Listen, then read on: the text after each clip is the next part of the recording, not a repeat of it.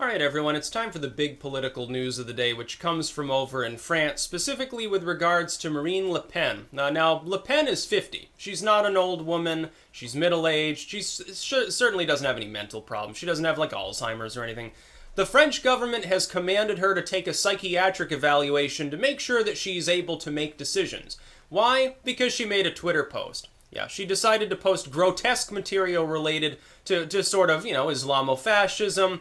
That's considered wrongthink by the French government. You're not allowed to do that, even for the purposes of criticism. We got this country. We got like Charlie Hebdo sort of stuff there. A very long tradition of satire and very bawdy, sometimes very risque or extremely irreverent, very heretical satire. France is known for that. It's part of the French culture is intertwined with that. You see it throughout time. You have an irreverence, a sort of aristocratic irreverence for governance, for people who are popular, certainly for celebrities, and things, and religion, to some extent.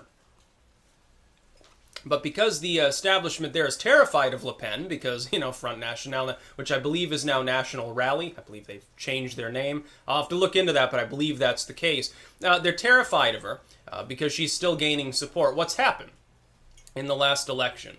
Basically, a third of the population voted against the status quo. That is a lot of people, considering the fact that before that, wasn't it 30% in the election before, or not even quite? It was like 28, 29%. So they're a step ahead of like a nation like Sweden, where between the Swedish Democrats, Alternative for Sweden, a few other subgroups, you get about a third of the population or something. Well, Marine Le Pen managed to do that years ago. She'll probably do that again. She'll probably be the one running. If not, whoever she coronates will probably get 40%. That is, the French public is beginning to turn against the establishment, so the only way in which the government there apparently can do anything, we're going to abuse you because you made a Twitter post. Doesn't this sound Orwellian to you? Does it sound a little bit odd? I made a post on Twitter. Something that, 5 years ago, people would be like, yeah, ISIS is bad or something. Now, all of a sudden, it's like, you've got to go see a therapist. We've got to make sure your judgment is proper. Who the fuck are you to determine whose judgment is proper? The French government is run by idiots who have no judgment whatsoever. Really, really funny. Total censorship. Totally draconian police state tactics. When you get to the point where this used to happen in the Soviet Union. Have you ever heard of, what was it called? Slow schizophrenia or something like that? Back in the USSR, in order to suppress dissidents, they used to say, if they had any eccentricities at all, if they said anything odd, they walked with a limp or something, anything under the sun could be used to diagnose a dissident with what was called slow schizophrenia. Basically like, they're a schizo, it's just going to take a really long time for them to be, fully schizophrenic. So we can monitor them, they can't own any weapons, they can't vote, they can't take part in certain political procedures. It's basically a way of kneecapping someone by giving them a mental illness label. We're trying to do that here in the United States. They're trying to label everyone mentally ill so they can take their guns away. It's, plain as day that that's what they're actually trying to do. By the way, I'm part of the supposedly minority of the population that opposes keeping guns out of the hands of the mentally ill. Why? Who determines who's mentally ill? The psychotherapist that looks at Marine Le Pen. Is it going to be someone that's chosen by the state? I bet it will be. It's not going to be some neutral party. No, it's going to be they'll probably choose someone who came from a hyper left-wing, very Europhile university, who has a long track record of being a Europhile. And this person will probably end up in the end. They're not going to dare to actually say she's nuts. They'll say, she's got some weirdness going on with her. She's a very angry woman. She's sexually repressed or something. That would be exactly the MO of the globalists to do that. It's like what's happening with Cody Wilson. I don't believe for a second that he's a pervert. I think that that's a hit job. I think that it's very, very telling that all of these news stories and the Wikipedia article, regarding him getting edited, everything appears within like 5 minutes of the story first breaking. Just like it was pre-written, just like when InfoWars was banned off of Twitter.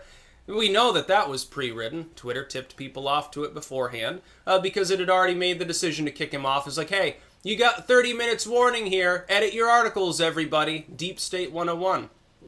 I wouldn't be surprised If you see that the final results of the psychiatric eval that she'll have to go through, because the French courts can apparently command that of people when they're obviously of sound mind and body and they're not anywhere near elderly, I wouldn't be surprised in the least if the final evaluation has some real gems in it and is released, pretty close after it actually consummates. Like, she walks out. 30 minutes later, you'll see, the Tribune headline, Marine Le Pen is sane, but she's still a Nazi, or something like that. I wouldn't be surprised. This is how totalitarians function, and it has precedent. It happened in the USSR. It used to happen in the US. In the US, they used to call people homosexuals all the time. Now it's other forms of degeneracy or perversion. They used to call people gay. In the McCarthy era, it was common.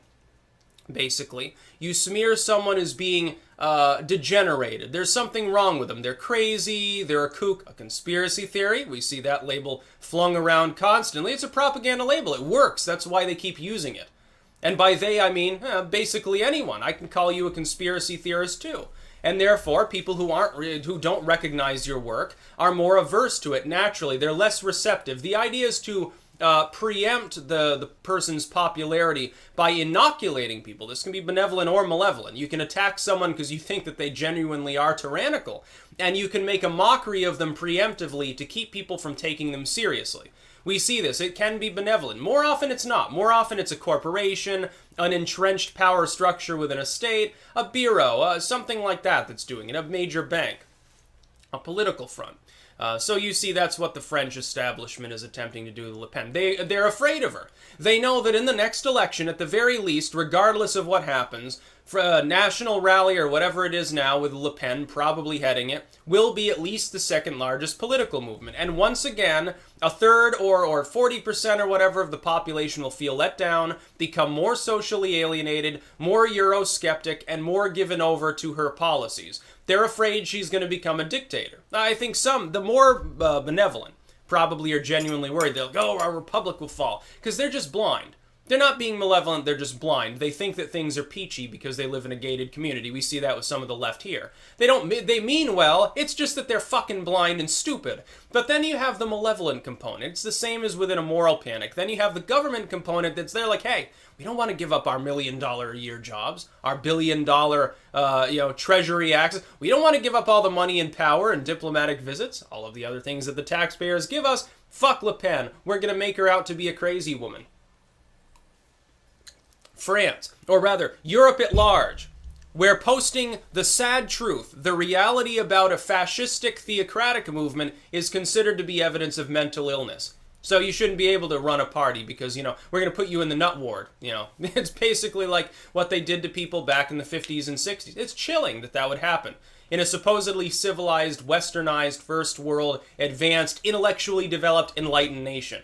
It's very, very sad that they would use the same tactics, the government there, that the USSR itself, or Nazi Germany, or any of these other movements have used throughout time. It is very common. You see it today in authoritarian regimes. It happens all the time. You're crazy, you're a degenerate, there's something wrong with you, people shouldn't listen to you, you have no political sway whatsoever. You can't run for office because you're a crazy lady. It's basically what it boils down to. That's about all. Peace out.